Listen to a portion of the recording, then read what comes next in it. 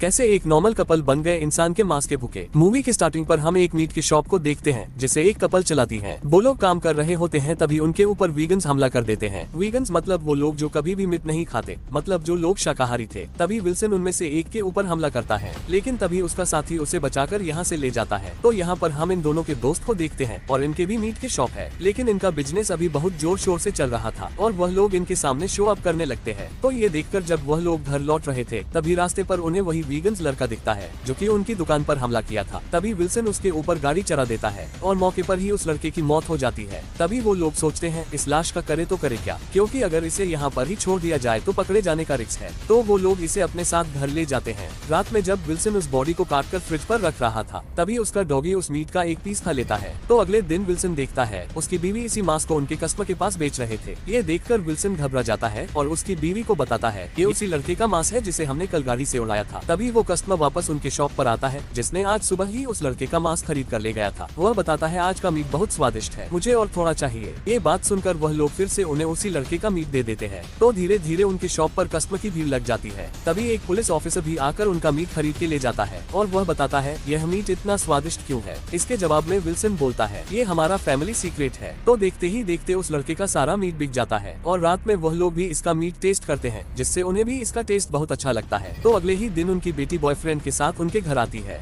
Wilson की बीवी उसे एक डिश सर्व करता है लेकिन वो इसे खाता नहीं। तभी उन्हें पता चलता है कि ये भी एक वीगन्स है, यहाँ तक कि वह उनके लाए हुए केक को भी नहीं खाता। और उनकी बेटी अब इसके साथ रहते हुए एक वीगन्स हो गई थी। अब वो दोनों मिलकर इन्हें बहुत बातें सुनाती है, एक तरह से इनकी इंसल्ट करने लगते हैं और ये सुनकर उन्हें बहुत बुरा लगता है। तो अगले दिन वह लोग उनके नए शिकार के लिए एक रेस्टोरेंट पर जाते हैं। तभी उन्हें वहाँ पर एक गोलू मोलू वेटर दिखता है और वो भी एक वीगन्स था। तो उसकी बीवी उसे बहुत फोर्स करती है उस लड़के की शिकार करने के लिए। तो वो उसे मारने उसका हथियार लेकर जाता है पर उसे वो मार नहीं पाता।